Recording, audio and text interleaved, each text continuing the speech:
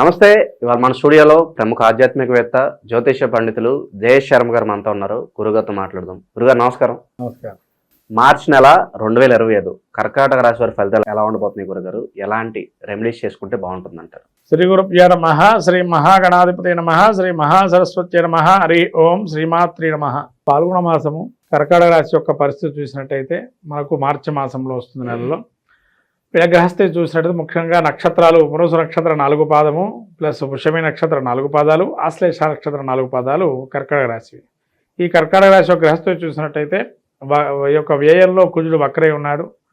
తర్వాత తృతీయంలో కేతువు, వీరికి భాగ్యంలో శుక్రుడు, రాహువు, బుధుడు, వక్రీకరించిన శుక్రుడు, వక్రీకరించిన బుధుడు, తదుపరి రవి 14వ తారీఖు నుంచి ఈ యొక్క భాగ్యవంతు సంచారం, అష్టమ స్థానంలో రవి, తదుపరి భాగ్యస్థాన సంచారం. మొత్తం మీద కర్కాటక రాశి వారికి ఈ యొక్క స్థితిని చూసినట్టయితే వక్రంగా ఉన్నటువంటి కుజుడు ఏదైతే 12లో ఉన్నాడో కొంత శరాఘాతంగా మారుతాయి. కొన్ని మాటలే తూటాలుగా పేలే అవకాశం ఉంటాయి.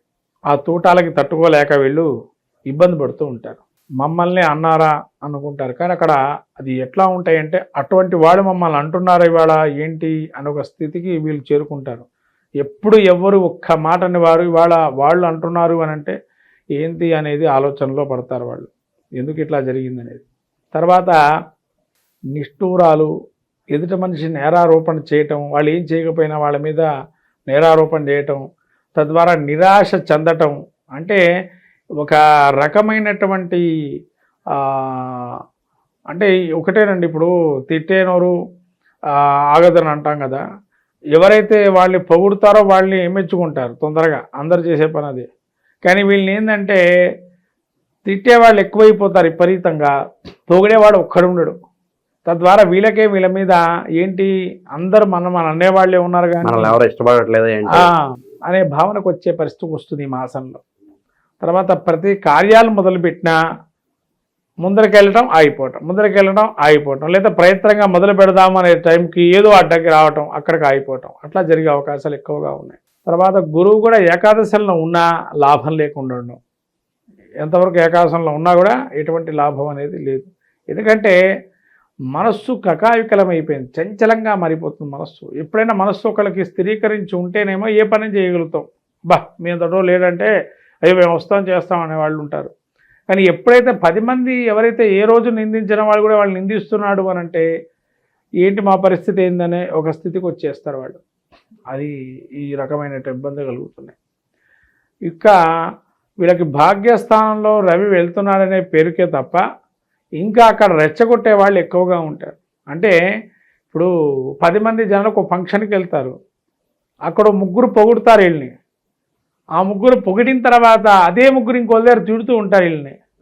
వీళ్ళది సహించలేకుండా గుణంగా మారుతుంది. ఇక్కడ మిమ్మల్ని ఇప్పటివరకు తిట్టిన వాళ్ళు ఎవడో ఒకడు ఇన్ఫార్మర్గా ఉంటాడుగా, వాడు పోయి చెప్తాడు.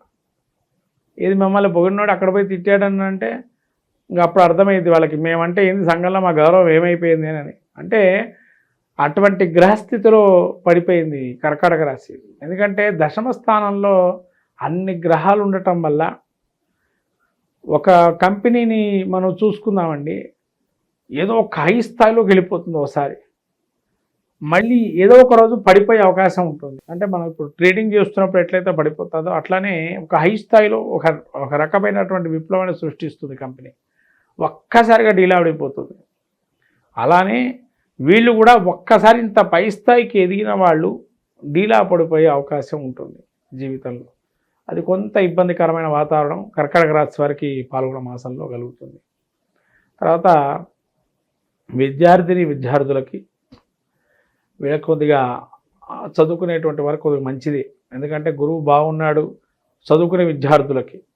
అట్లాగే మళ్ళీ లాయర్ గుణాల్లో ఉండేవాళ్ళు, లాయర్ ఫీల్డ్లో కానీ అడ్వకేట్ ఫీల్డ్లో జడ్జిలాగా ఉన్న వాళ్ళకి కానీ కొన్ని మెలకువలతో కూడుకున్న తీర్పులు ఇవ్వటం, తద్వారా సంఘంలో గౌరవం పెరగటం వాళ్ళకి అనేది ఉంటుంది.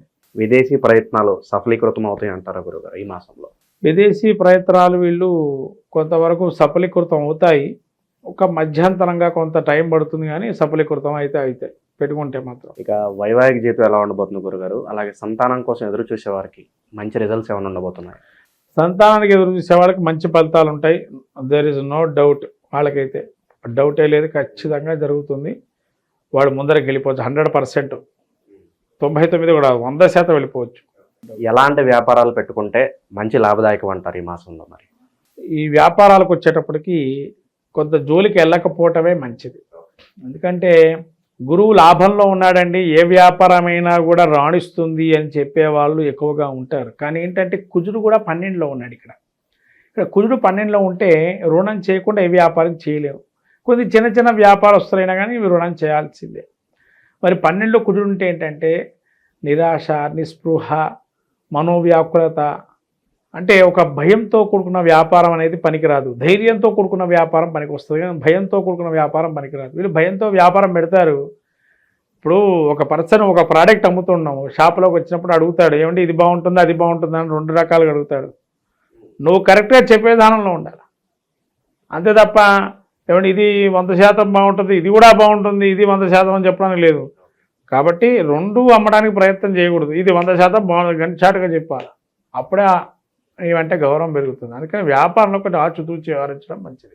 నిరుద్యోగుల పరిస్థితి ఏంటి గురుగారు? ఎప్పటి నుంచో ఉద్యోగం కోసం ఎదురు చూస్తున్న వాళ్ళ పరిస్థితి ఎలా ఉండబోతుంది? నిరుద్యోగుల పరిస్థితి చూసుకున్నట్టయితే వీరికి గురువులో యోగంగా ఉన్నాడు కాబట్టి మంచి ఫలితాలే వస్తాయి. కాబట్టి రాబోయే కాలంలో కూడా నిరుద్యోగులు ఎవరైతే ఉన్నారో వాళ్ళకి ఉద్యోగానికి మెలకువలు, కొంత నేర్పుతో కూడుకున్నటువంటి ఉద్యోగాన్ని కోరుకునే వాళ్ళు కొంతమంది ఉన్నారు. కాబట్టి తగినట్టు విధానంగా ఉద్యోగం వస్తుంది. ఇక ఆరోగ్యపరంగా ఎలా ఉండబోతుంది గురుగారు ఈ మాసం? ఆరోగ్యం కొద్దిగా వీళ్ళు చూసుకోవాల్సింది ఏంటంటే వేళ తప్పిన భోజనం ఒకటి ఉంటుంది. రెండవది ఏంటంటే గ్యాస్ట్రిక్ ట్రబుల్స్ కానీ రక్తానికి సంబంధించి బలహీనతలు ఉంటాయి, అవి చూసుకుంటే సరిపోతుంది. ఇంకా మెరుగైన ఫలితాలు పొందడానికి వీళ్ళు ఎలాంటి రెమెడీస్ చేసుకుంటే బాగుంటుంది అంటారు? వీళ్ళు ముఖ్యంగా సూర్య దేవాలయంకి వెళ్ళడం, గోధుమల్ని దానం చేయడం, ఆదివారం రోజు ఆవుకి దానాగా ఏదన్నా పెట్టడం, ఆకుకూరలు కానీ అటువంటివి పెట్టడం వల్ల మంచి కలుగుతుంది.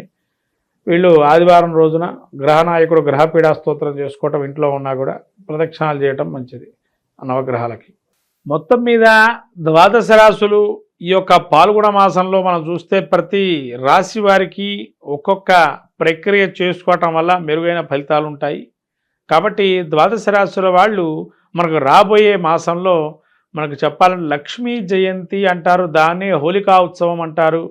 మనకు శివపురాణంలో చాలా అద్భుతంగా ఉన్న ఘట్టం రతి మన్మధులు ఏదైతే ఘట్టం ఉంటుందో ఆ ఘట్టాన్ని ఎవరైతే పారాయణ చేస్తారో సకలమైనటువంటి నరదృష్టి దోషాలు పోతాయని మనకు శివపురాణం చెప్పబడుతుంది.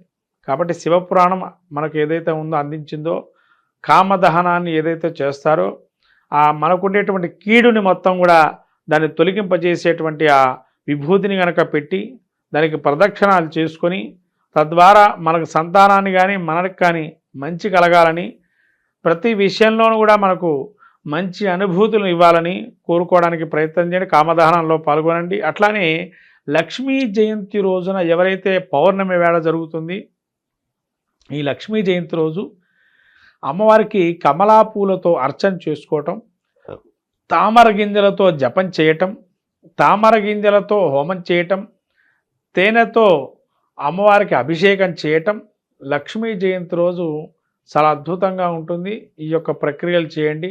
ఇంకా పాల్గొన మాసంలో నరసింహ క్షేత్రాలు దర్శనం చేసుకోవటం వల్ల స్వామివారి తిరునక్షత్రంగా చెప్పబడింది. కాబట్టి ఈ నరసింహస్వామికి ప్రత్యేకంగా ఈ పాల్గొన మాసంలో అద్భుతంగా బ్రహ్మోత్సవాలు అనేక రకాలుగా జరుగుతుంటే ప్రతి ప్రసిద్ధ క్షేత్రాల్లో ఆ క్షేత్ర దర్శనం చేసుకొని సాక్షాత్తు లక్ష్మీనారాయణ స్వరూపమైన నృసింహస్వామి యొక్క అనుగ్రహాన్ని పొంది సకల విజయాలు సాధించడానికి ప్రయత్నం చేయండి 12 రాశుల వారు. శ్రీమాత్రే నమః.